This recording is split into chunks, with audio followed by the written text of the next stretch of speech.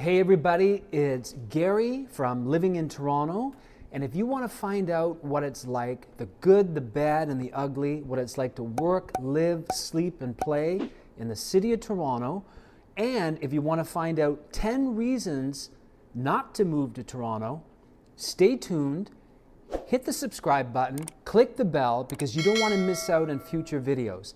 Now, a lot of people are going to sugarcoat things. They're going to tell you all the positivity, but I'm here to tell you both. I'm just going to tell you straight. So let's get to it with 10 reasons not to move to Toronto. Now, I got to be honest with you. I receive dozens of messages every month, texts, phone call, email, about people wanting to come to Toronto. Listen, reach out day or night. It doesn't matter, because when it comes to Toronto, I've got your back. So let's start with the top 10 reasons not to move to Toronto. Reason number 1, high cost of living. Toronto is now number 8 out of the top 10 cities in the world for being the most expensive. The price of housing, the cost of rent, the cost of groceries, all of these costs of living, if you don't budget accordingly, and if you don't know what you're getting into, your life is going to be miserable. You need to make a certain amount of money just to live comfortably in this city. So before you get here, know what you're getting into, have your budget, and don't make this up as you go. You have to have a concrete plan. Number 2, traffic congestion. With an ever-growing city and a limited infrastructure, traffic can be horrendous. It's not uncommon to sit on the 401 for an hour and a half for a ride that should only take you 30 minutes. Now, that's with all the roads, that's with all major highways surrounding Toronto. We have the 401 to the north, we have the 427 to the west, we have the Don Valley Parkway to the east, and below us, we have the Gardiner Expressway. All the infrastructure it's just not there. Toronto is growing rapidly, and that means higher times on the road, and that can be really frustrating. You should try being at Yonge and Eglinton on a Friday at 4 o'clock, having to get to the West End, and you're right in the middle of the city, and you think, where do I go? Do I go to the 401? Do I go down to Gardiner? It's a gamble, but one thing's for sure, you're going to be stuck in traffic. Number 3, public transportation issues. Now, although we have a system in theory that covers the whole city of Toronto, using the TTC, like I said, we have streetcar, we have buses, we have subway, but we've been criticized for having an overcrowded system. And in recent months, there's been a number of violent attacks on the TTC. Number 4, we have harsh winters. There's no other way to describe it than just that. Toronto is cold, damp, snowy, and there's a lack of sunshine a lot of the times in the wintertime.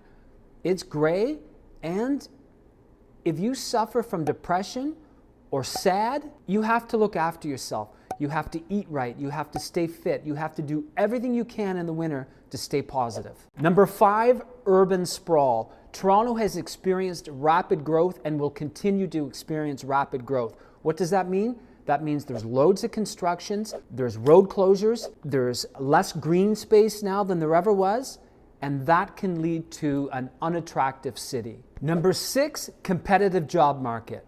Now, although there's lots of opportunities for jobs in Toronto, the competition is fierce.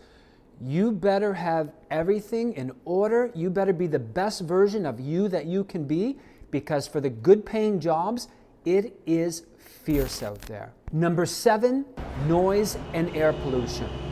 We are 6.7 million people in the GTA, and you can bet it's noisy and there's air pollution.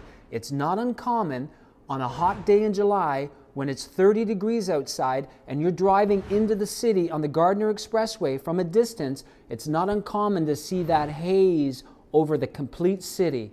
And if you have asthma or if you have any other issues, respiratory issues, you're going to feel it. Number 8, narrow roads.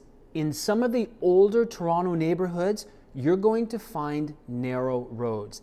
It makes it hard to park, and if there's a snowstorm, trust me, you would have a hard time getting a cow down that street. Number 9, limited affordable housing.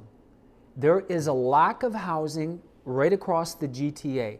Now, you got to remember, for every 100 people who come to Canada, 85% of them end up in Toronto. What does that mean? It means there's a lack of affordable housing. In fact, it's not uncommon for a house to go for sale today, and 3 days from now, when they have an offer date, it's going to have 10, 11 offers on it, okay? Also, the same rings true for renting. If you're looking to rent a place, get in line because there's 9 other people who want that same place. Number 10, long wait periods for healthcare, okay? So if you have something going on that's deemed non-urgent, you're going to be waiting. You're going to be waiting a while because we have so many people in the GTA, our system is spread thin. Now, when I talk to other people in Canada in different places, small town Canada, there's no problem. They don't have the wait line. They don't have to wait. They get in, they get it done, the doctors, everything works in sync, everything is the way it's supposed to be. But because of all the people coming to Toronto, our system is spread thin and you're going to wait for non-urgent services. There you have it, 10 reasons not to move to Toronto. But if you're still coming to Toronto, we're here and I've got your back. Now, with all that negativity, there's still more positivity that outweighs the negative. But you've got to know the negativity. So I can help you, but you've got to reach out. The number's on the screen. Text me, call me, day or night, it doesn't matter, because when it comes to moving to Toronto, I've got your back.